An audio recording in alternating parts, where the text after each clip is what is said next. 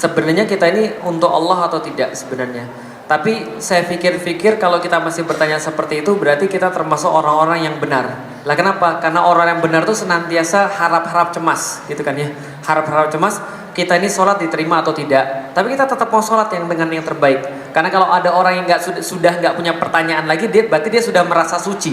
Merasa suci itu buruk, merasa buruk itu bagus. Nah kenapa? Karena kita senantiasa mau memperbaiki diri. Ada satu kisah tentang Abdullah bin Rawahah. Abdullah bin Rawahah ini adalah seorang sahabat Rasulullah yang ahli syair. Dia pintar sekali buat syair yang bisa membangkitkan orang untuk kemudian berjihad.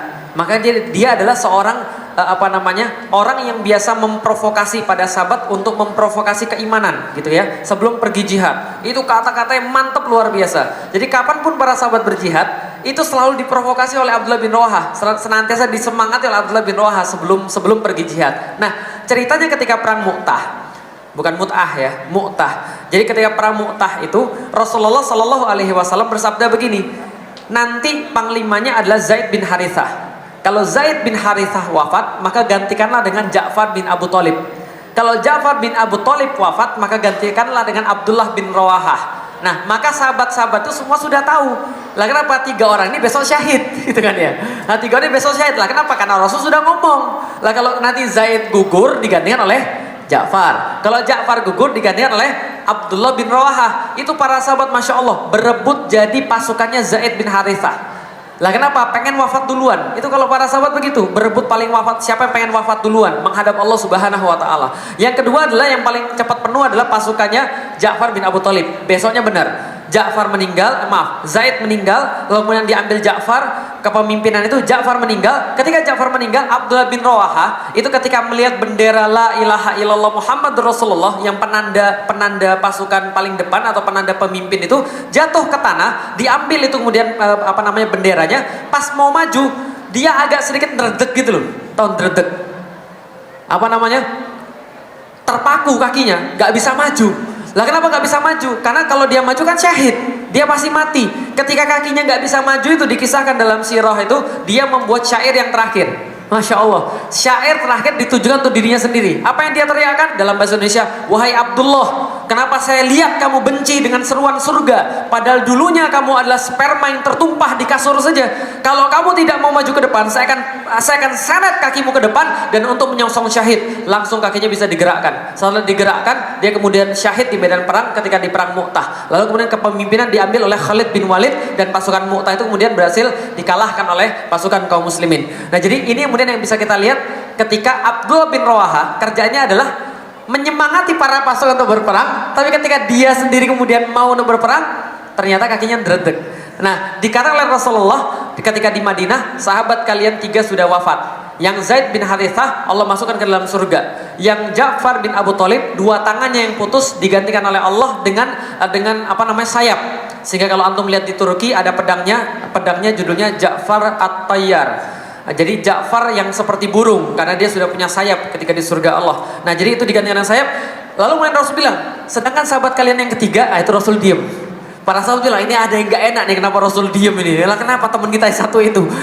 Rasul emang kenapa Abdullah? Rasul bilang, yang satu itu singgasananya miring dibandingkan dengan saudaranya yang lain. Lah gara-gara apa singgasananya miring? Gara-gara dia ragu untuk maju ke medan jihad. Lah kalau kita alhamdulillah masih punya singgasana daripada ngesot paham sekalian. Lah tapi setidaknya ini cuma jadi pemikiran pribadi kita. Nah, lalu bagaimana indikasinya kita itu lillah atau tidak? Oke, cek baik-baik. Sekarang saya mau kasih tahu. Jadi gini sekalian. Orang itu Allah satu-satunya yang membuat dia terpusat atau bukan, yang menjadi sesembahan satu-satunya dan tidak ada yang lain, itu bisa dinilai dari beberapa. Satu, coba perhatikan sehari itu antum berapa lama mikirin Allah, berapa lama mikirin yang lain. Itu penting sekali karena orang senantiasa membicarakan sesuatu yang dicintainya tanpa sadar. Jadi kalau antum tiap hari ngomongannya adalah tentang selain Allah, apapun itu, ucapan-ucapan selain Allah, itu tanda-tanda antum harus kemudian introspeksi diri. Jangan-jangan yang lebih antum ngomongin jangan-jangan yang paling sering antum ngomongin bukan Allah Subhanahu wa taala, tapi yang lain. Bisa dipahami sekalian. Tapi kalau setiap hari antum sering omongin, sering pikirkan, sering kemudian menyita perhatian antum, yang tadi saya bilang akifun tadi, Ya, akifun itu artinya tersita di situ. Antum nggak bisa dipalingkan oleh yang lain. Antum pengen denger omongan tentang Allah, pengen ngomongin Allah, pengen baca tentang sirah nabawiyah, pengen ngomong orang tentang Allah. Saya kalau misalnya di kampung istri saya tuh nggak betah. Kenapa nggak betah? Karena di situ omongannya bukan tentang Allah. Kalau kita ngomong tentang Allah, mereka nggak betah sekalian. Tapi ya kira-kira itulah namanya dakwah. Tapi maksud saya gini, ada kecenderungan antum pada Allah atau bukan? Sering kali ngomongin Allah atau tidak? Gitu kan ya. Tapi kalau misalnya teriakan-teriakan yang lain, yang diomongkan bukan Allah, hati-hati. Hati-hati betul. Jangan-jangan bukan Allah yang di dalam kepala Anda. Yang kedua, lihat teman-teman antum. Lihat teman-teman antum. Yang teman-teman dekat itu orang-orang yang mengingatkan Allah atau bukan? Lah kalau ada temennya ternyata temennya ya yang gitu-gitu gitu kan ya. Tiba-tiba bapak saya nanya pada saya, "Li, kenapa sih kamu diusirin di mana-mana?" Saya juga nggak tahu, saya bilang. Padahal saya lihat saya sipit nggak juga sih. Kemarin ada yang sipit masuk pesantren nggak ada masalah, Pak, menurut sekalian. Jadi kayaknya bukan karena sipit juga sih. Karena apa ya? Karena saya followernya banyak, enggak juga sih. Oh, bapak saya bilang, "Salahmu cuma satu, Lik. Kamu nggak bawa duit itu aja." Jadi gitu. Nah, coba lihat tamasil tadi. Tamasil tadi kan lihat ya, yang mengalihkan perhatian antum. Antum marah gara-gara apa? Coba lihat. Hati-hati. Antum marah gara-gara apa? Apa yang bisa buat antum senang? Apa yang bisa buat antum marah? Itulah tamasil. Yang dikatakan di dalam Al-Quran. Yang berikutnya, yang sudah keberapa? Antum mau nggak mengorbankan diri antum di situ? Kalau antum sudah mau mengorbankan diri antum di situ, insya Allah itu sudah jadi tamasil. Seperti yang dari tadi sudah saya jelasin.